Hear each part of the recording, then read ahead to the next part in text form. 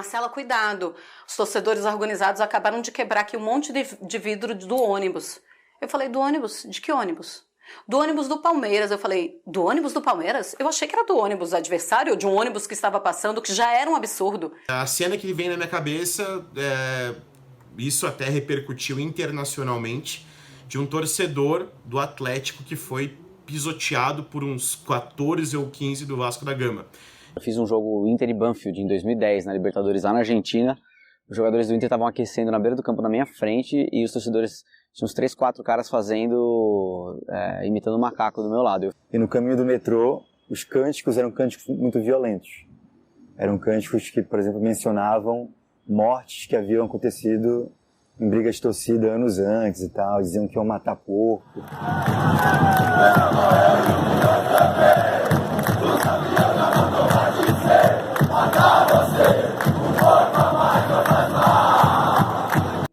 Um dos ambientes de reprodução da violência é o seio familiar.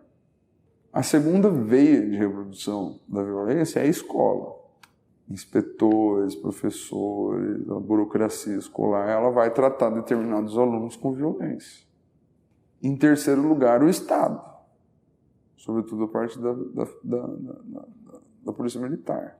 Então, a Polícia Militar ela tem um tratamento desproporcional da violência com relação a determinados grupos, regiões da cidade, a gente sabe disso, eles mesmos admitem isso.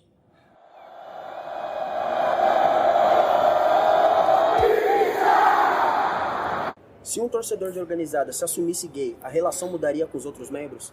Por mim, na minha visão, mano, eu mudaria um pouco com a pessoa, tipo, mano, já não daria mais pra colar, entendeu? Muitas pessoas acabam trazendo situações pra dentro da torcida que a gente já trava da porta pra fora, porque a gente não tá aqui pra falar de política, de religião, de questão de gênero.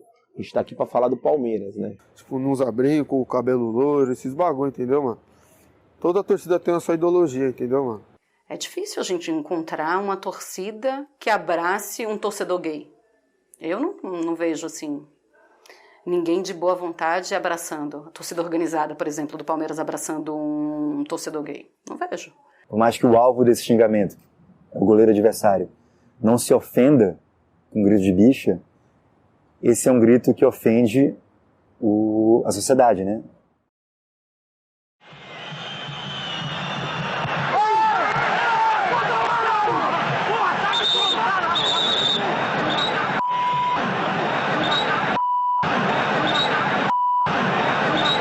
A gente costuma dizer que no Brasil o racismo é velado. De fato, em algumas circunstâncias, a gente não consegue perceber o racismo, ou pelo menos finge não perceber. Mas no futebol, ele é escancarado. Você vai no estádio e vai ver o torcedor rival chamando o adversário de macaco.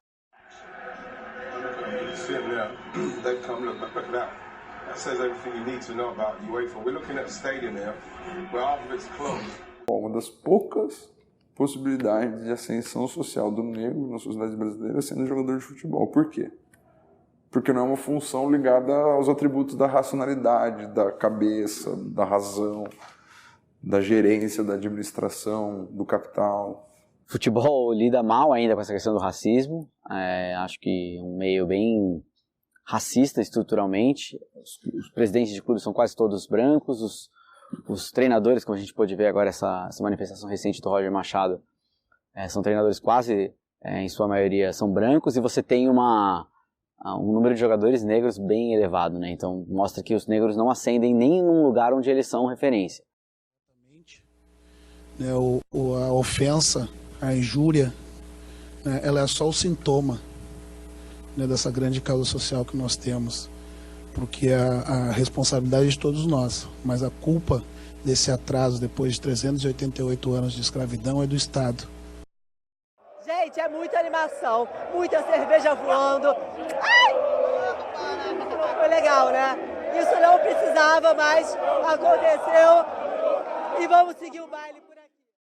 Como profissional é muito difícil, porque muitas vezes você não é levado a sério.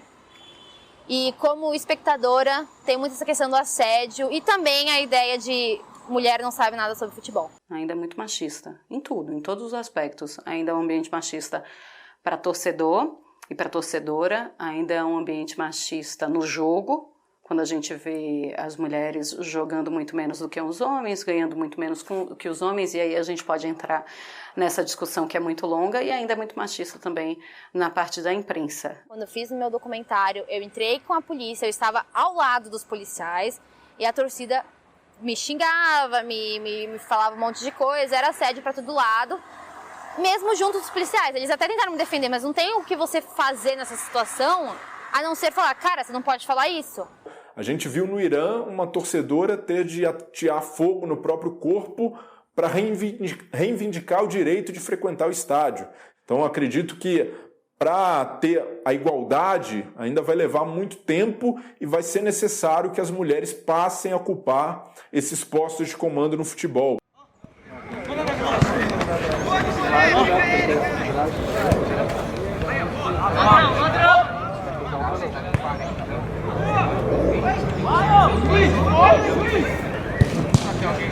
Futebol é do povo. Futebol já foi do povo. Poucas coisas hoje em dia são do povo. Hoje eu consigo ir aos estádios porque eu sou sócio-avante. Se você não é sócio-avante, você não consegue ir regularmente aos jogos porque o ingresso realmente é muito caro. A gente tem um país com 13 milhões de desempregados. Então, quantas pessoas podem se dar ao luxo de pagar mensalmente pelo próprio lazer? Então, R$150 por mês, mais aí 20 de transporte, vamos por mais 20 de alimentação por jogo. Uns 3, 4 jogos no mês dá um dinheirinho bem legal. Nunca parei para pensar.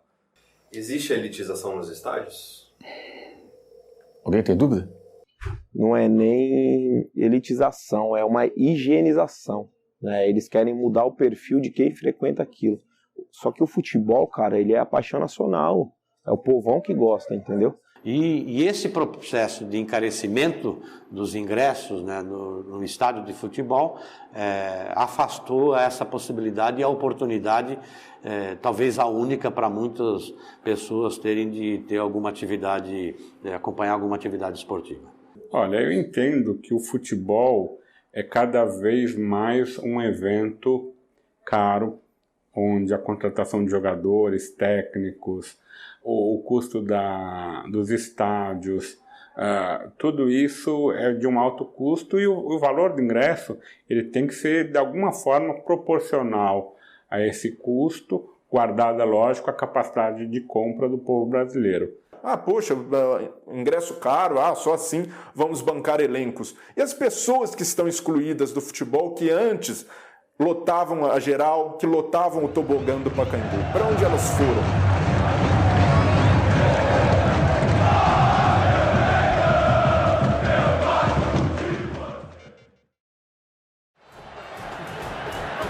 Choque neles! Chama choque aí, meu filho! Choque neles! A mídia ela é violenta, para começo de conversa. Com relação aos vagabundos que foram lá na porta do CT, eu defino isso facilmente como ato de terrorismo. A indústria cultural ela é violenta. A sociedade do espetáculo ela é violenta, ela é fundada na violência. Ela comercializa, plastifica, pasteuriza, encaixota, te entrega numa prateleira do supermercado a violência. Eu, pelo menos na minha atividade, procuro não acirrar a violência, não fomentar o ódio, não colocar um atrito muito além do atrito natural do esportivo.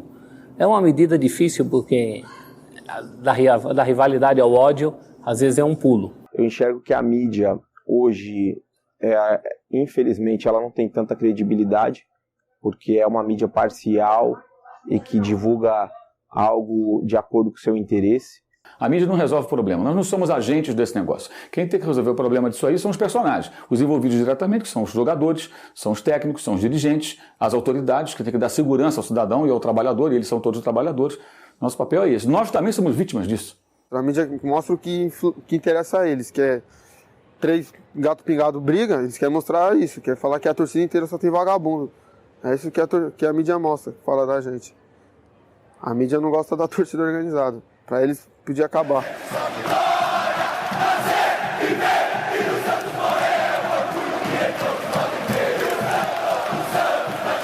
culpa é da mídia, que não mostra o trabalho social, que não mostra a festa, que não mostra a festa do carnaval. Para cada festa que a torcida organizada faz, tem 3 crimes. E aí está um certo paradoxo, né? Você tem que excluir a violência, mas você precisa preservar a ideia de que tem uma atmosfera festiva dentro do estádio, que hoje ainda é produzida preferencialmente pelas torcidas organizadas, né? Então isso é um certo dilema. Os torcedores normais também sabem fazer festa. Eles também sabem acompanhar o seu time. Eles também sabem torcer pelo seu time. Agora, será que vale o peso do que elas fazem fora do estádio de futebol? Se a gente fizer um estudo, né, sobre o perfil de integrantes de organizadas, a gente vai ver que é um retrato social muito fiel. A maioria também vem de uma realidade social de pobreza, de violações constantes de direitos e, naturalmente, muitos enxergam uma torcida como uma forma de pertencimento. Quando eu estou em grupo, a minha individualidade ela é diminuída. Quando eu estou em grupo, a minha identidade ela se perde na identidade da massa.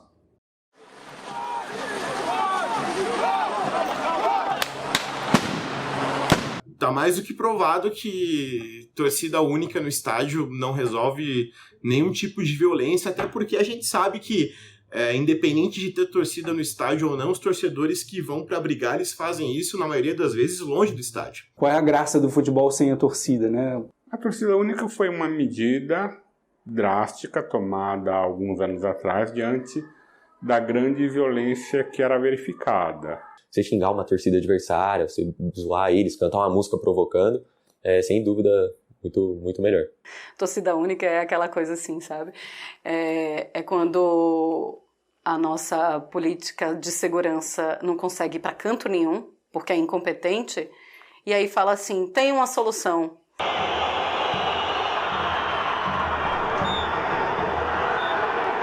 Só é ruim quando um jogador faz um gol e não tem ninguém para comemorar, é péssimo quando um time é campeão e o estádio está vazio porque só tem torcida visitante. Então, de uma forma geral, eu acho que o futebol perde muito mais do que ganha com a torcida única. A torcida única é um mal, e eu acho que, no momento, um mal necessário. Se você salvar uma vida, isso está acima do futebol. Ah, que acaba com o futebol. Olha, sinto muito, mas o futebol não está acima da vida das pessoas.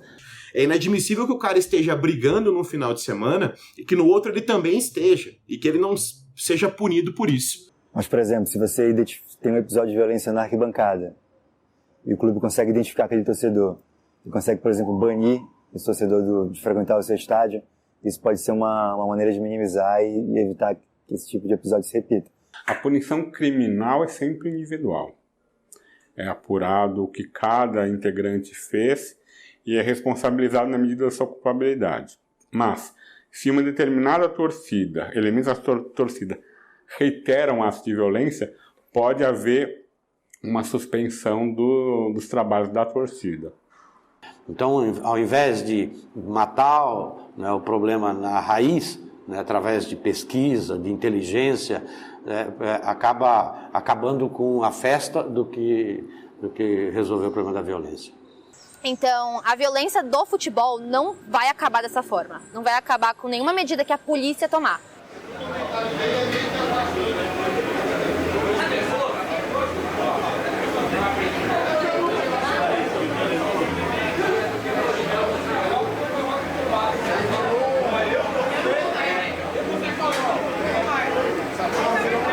A gente pode muito bem separar e aí deixar uma torcida um pouco para cá e uma torcida para lá, e sempre foi desse jeito, e dar-se um jeito em relação à separação desses torcedores. Educação no nosso país, que precisa ser algo de base. O que não dá é para a gente começar agora a separar torcedores e colocar apenas uma torcida única, achando que a gente está tendo solução para isso. Não é a solução. A estratégia de inteligência ela é mais eficaz, no sentido de que, indo no CPF e não no CNPJ, você consegue, de fato, impedir a reincidência e, ao mesmo tempo, mostrar para o grupo, o conjunto da torcida, de que um novo tipo de existência ali no futebol de espetáculo ele é possível. É fazer investimento em segurança pública e em inteligência, criar as condições. Então, do ponto de vista da violência, para as pessoas terem segurança de ir para o estádio. A outra é de que você precisa diminuir o preço dos ingressos. tá? Para as pessoas terem acesso. Essa elitização do futebol é muito nociva pro espírito de verdade do futebol, porque o torcedor que se sente violentado, ele vai manifestar essa insatisfação de alguma forma e geralmente acaba descambando para violência, né? Manifestação da pessoa excluída, que não se vê mais presente nesse espetáculo. Tem uma previsão de se um dia ainda haverá clássicos aqui em São Paulo com 2 torcidas dentro do mesmo estádio? Por hora. Tem um projeto assim? Por hora não.